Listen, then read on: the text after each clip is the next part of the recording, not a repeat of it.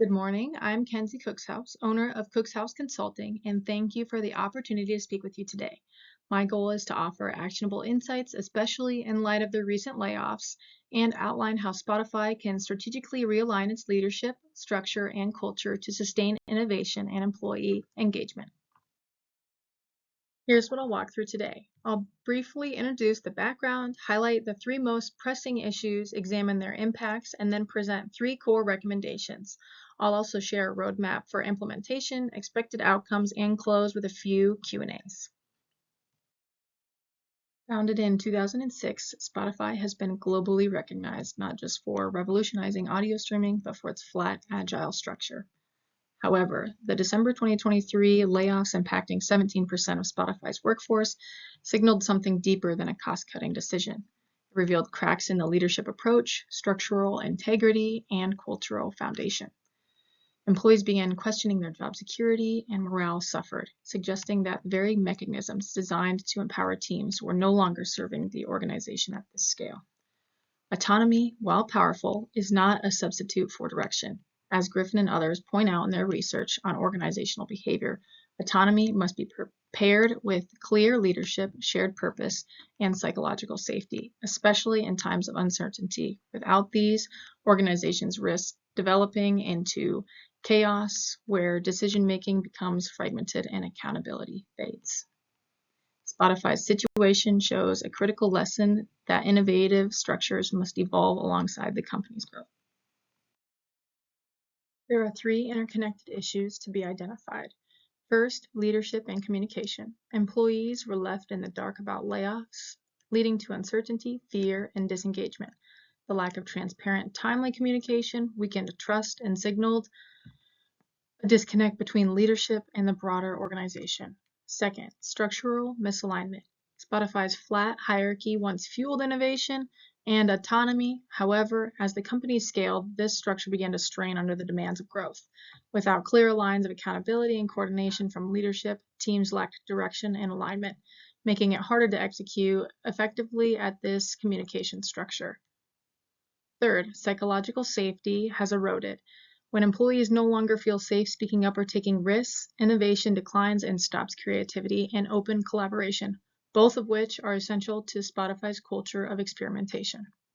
This is not a failure of Spotify's model, but a failure to evolve it as the company matured. So what do we do? To move forward, three strategies are key.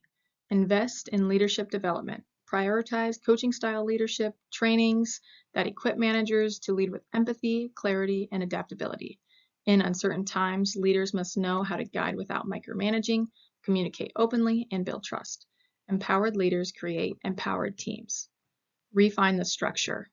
This doesn't mean abandoning the squad model, but evolving it. Introduce intentional integration points across squads and tribes to improve coordination, clarify accountability, and reduce duplication of effort. Growth requires structure, and that is flexible but focused. Rebuild psychological safety. Innovation thrives when people feel safe to speak up, experiment, or even fail. When failure is reframed as progress, risk-taking becomes productive.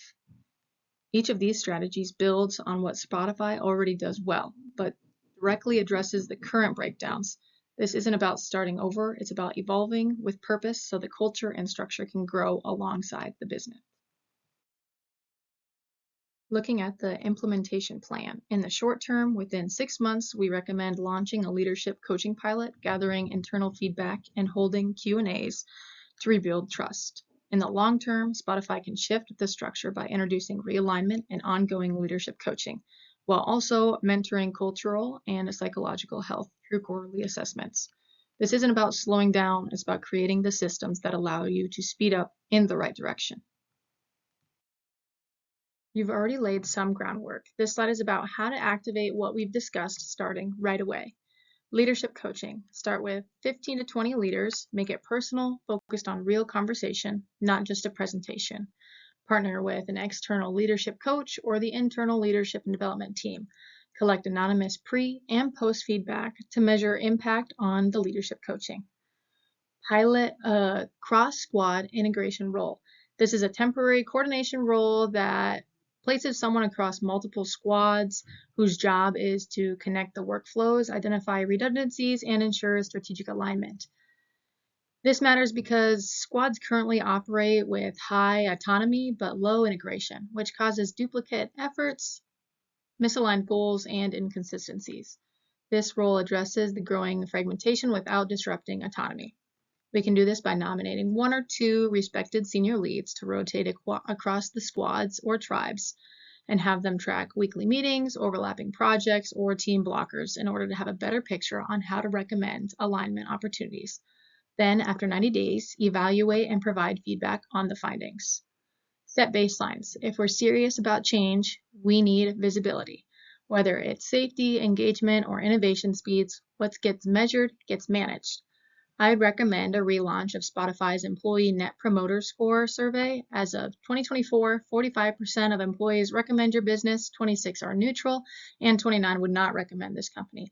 Those numbers are not bad due to the current events. But the concerning part to me is when I was looking at the lowest rankings, it comes from Hispanic or Latino ethnicity, tenure 1 to 2 year experience, and also experience over 10 years. This tells me that certain employee groups are feeling disconnected or underserved, and these aren't just random outliers. The 1 to 2 year tenure group likely represents new hires who haven't been properly onboarded or integrated into the culture. Meanwhile, those with 10 plus years of experience may feel that the company they joined has changed in a way that no longer reflects their values or expectations. And when a specific ethnic group, such as Hispanic or Latino employees, consistently report lower satisfaction, it points to a possible issue of inclusion, representation, or equality that must be addressed head-on. If we're serious about meaningful change, this data cannot be ignored. Another helpful insight would be asking further questions on psychological safety, like, do you feel safe here taking risks? Tracking this metric over time can provide insight into whether safety and trust are actually improving across the teams. In addition, track innovation cycle time from the moment an idea is submitted to its first release. This reflects whether employees feel empowered to explore, test, and iterate.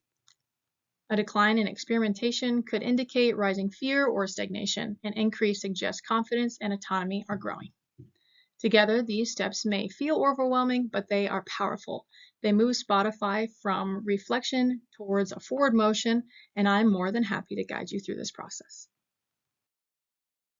If these recommendations are implemented, Spotify can expect to see a higher employee engagement, an increase in innovation, stronger collaboration, and most importantly, a culture that supports strategy. I know this leadership team values action, so I've anticipated some of the questions you may be asking. Why invest in leadership now? Because the cost of doing nothing is far greater. In fact, an article by the International Coaching Federation says that coaching can increase employee engagement by 72%. This investment shows commitment and dedications to your employee, showing that you want to rebuild the structure and trust within the workplace.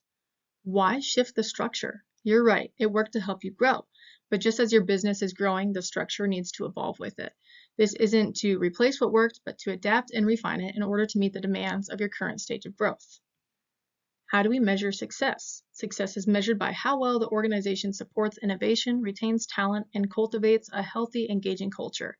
We assess this through engagement, innovation, retention, and feedback trends. Specific example include your employee net promoter score, innovation cycle time, culture audit themes, and attrition rates. These indicators help us track not just performance, but also the health of your organizational environment and the effectiveness of your leadership.